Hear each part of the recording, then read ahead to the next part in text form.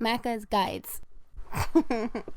Hey guys, Macca here. Welcome to my Cuphead series where I show you all of the bosses with an A rank. This video is for World 1, the first 5 bosses in the game, and all of these are A+ ranks. Now for my loadout in World 1, I use the same thing for every single boss, which was the standard shot and the coffee charm, although the coffee charm is optional, but it will allow you to charge your X moves a little faster. If you want an A+ rank, you'll need a perfect run on regular difficulty, which includes beating the boss in a certain amount of time, finishing with full health, completing 3 parries, and filling your super meter with a total of 6 cards cumulatively. With all of that out of the way, let's get started with the guide. The first boss is the root pack, and it's a potato, onion, and carrot. Starting with the first phase is the potato, which shoots 3 balls of dirt at you, followed by a parryable snake, which you'll want to get. They increase in speed as they continue, so on the last one you probably want to get a little bit of a jump forward, and watch out because if you shoot too fast you might kill them before that third snake appears, which is the easy parry. Then the onion comes out of the ground and you'll want to continue to shoot him. Just dodge all of the raindrops, and as long as you got all of the snakes, you don't have to worry about the parrying here. Feel free to use your tri-shot if you have one in order to do damage more quickly. Then transition to the middle for the final phase when it's a carrot. What you want to do is stand right in the middle underneath and shoot up. You can also plant your feet and then shoot the small carrots that are coming at you, or as I do in the video, you can move between them and just continue shooting up. Now, you'll also want to be using your X moves here in order to damage the boss, and he'll also have a phase where he tries to shoot some beams at you. Just make sure you keep moving horizontally across the screen to dodge them, and always make sure to return to the middle to shoot up in order to kill him. You should be able to do this one in under a minute if you have the tri-shot, close to 55 seconds actually, and that's what an A+ run looks like. Next up, we have Goopygilbert, which is all about staying on the ground, staying low, and lots of dashing. He is a ball and he'll bounce back and forth. Obviously, use this pattern to your advantage and make sure you're always dashing under him. If he stops for more than 1 second and plants, that means he's going to attack you. And what you want to do during that phase is make sure you duck. As long as you're ducking, he won't hit you, whether he's a small ball or the bigger ball. Then, after you get him out of his first phase, he'll have 3 of the pink question marks that appear next to him. Parry all 3 of those, as those are the only parryable items in this boss battle.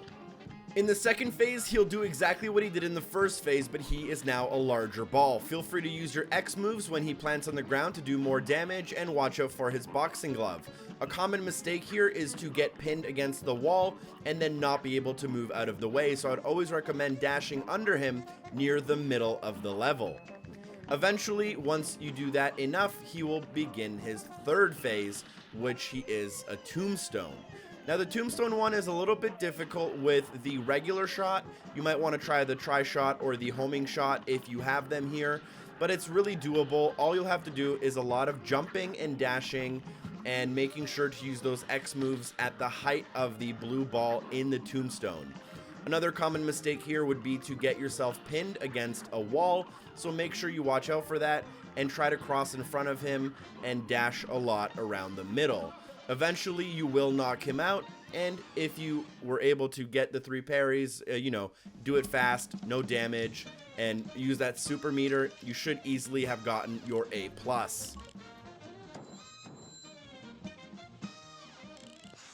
Next up, we have the Hildaburg, which is the plain one. And this one's a little tough, but once you learn the patterns, it's not too bad. You'll want to dodge all of the red lady's ha's, which she shoots out of her mouth directly at you. You'll also notice a bunch of purple ships that come around and they shoot 1 bullet at you. Sometimes the bullet is parryable. Then she should transform into a bull. Just watch out for the charges and make sure that if you're going to be moving up and down, you shrink into a smaller form in order to get out of the way more quickly. At this point, make sure you're focusing on those parries when possible, and she should come back. Use your missiles in order to damage her quickly in phases that you aren't as good at in others. When she starts launching small tornadoes at you, you'll want to use your small plane, lure the tornadoes into a corner, and then go around them.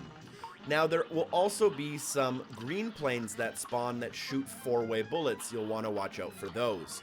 Now in this phase you can get the Cupid or you can get the Dancing Sisters. The Cupid's pretty easy, just make sure you dodge the 3 blue stars. And for the sisters, they'll throw an orb out and that orb will be spinning with bullets. You'll want to just make sure you go small and dodge more than you try to shoot them. In between certain phases, you have some downtime where you can do more damage. Eventually, she'll come back, the red person will come back, and you'll damage her a lot. She'll turn into a large moon. Now, she'll launch stars that will come across the screen horizontally. Some of these stars will be parryable. Now, vertically, you have to watch out for the UFOs. They come across the top of the screen, and they are on a timer of when their beams shoot. You want to make sure you don't get stuck in the yellow beam, and another common mistake here would be to pin yourself against the wall. Instead, time it so that you always cross through the beam near the middle or front of their pattern, and you should be able to grab an A+. Next up, we have Cagney Carrion. I would recommend trying to stick to the middle platform as much as possible. Now, she has a random moveset and they can be done in any order. She'll occasionally try to punch you and she can punch you either high or low. She'll start the punch and it'll go either high or low depending on which direction she's looking. Sometimes she'll also turn into a Gatling gun and rain down bullets onto the battlefield. Some of these bullets can be parried, and this is where you should try to aim for all of your parries. Additionally, sometimes she'll open up and throw a spinning disc at you, which should go either high or low depending on where you're standing, but it should come back in the opposite direction, so I would recommend staying high and jumping over them. Additionally, while all of this is happening, small vines will be growing out of the ground and launching these small nom-noms that will try to bite you and eat you. Eventually, you'll reach the last phase, where you have to stand on the platforms the entire time. There will also be many parryable items in this phase. What you'll need to do is stay on the platforms and continue to damage her. Watch out, as the vines grow, they'll attack 2 of the 3 platforms. You'll want to make sure you're standing on one of the platforms that is not being grown on by a vine in order to stay safe and continue damaging the boss until you beat her and get a perfect score.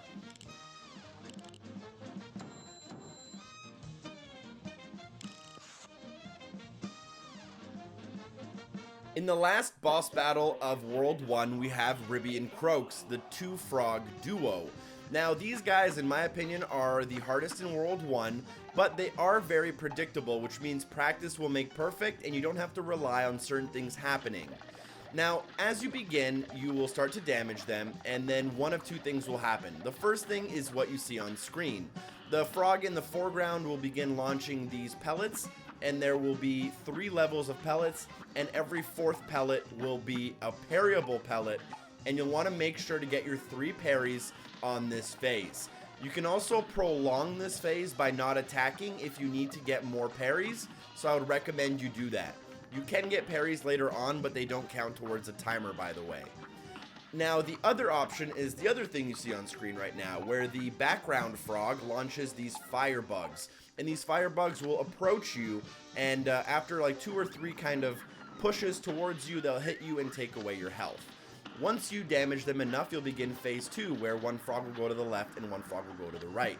Now, the one on the right will turn into a fan and try to blow you to the left, while the one on the left throws these like radiators from the future at you, and they will always bounce up and down. What I would recommend is trying to stay near the middle of the screen and then dodge and dash accordingly. Last but not least, we have them transforming into a casino. They'll launch 3 coins at you, and those coins will continue to launch at you until you parry the jackpot slot arm. Now, after that, you can have 3 things happen, which is this, which is the bowls, I believe, and you'll need to dodge up and down, depending on where the flame is. Another one will be the frogs, which is the most easy, and that will just be regular platforms you'll need to jump on. And then, in my opinion, the hardest option that can randomly happen is the cats, where there's platforms coming across the bottom, but also they have bouncing balls on them. For that one, I recommend staying on the ground and dashing in between each platform. Eventually, you'll beat the bosses, and you should get an A+ if practice made perfect. Thank you for watching my guide on how to get A ranks on the bosses in Cuphead in World 1. I will be continuing this series with World 2 and 3, so stay tuned for those videos. Thank you so much for watching. Special thanks to the amazing people on Patreon for supporting the show, and hopefully I see you guys next time. Peace.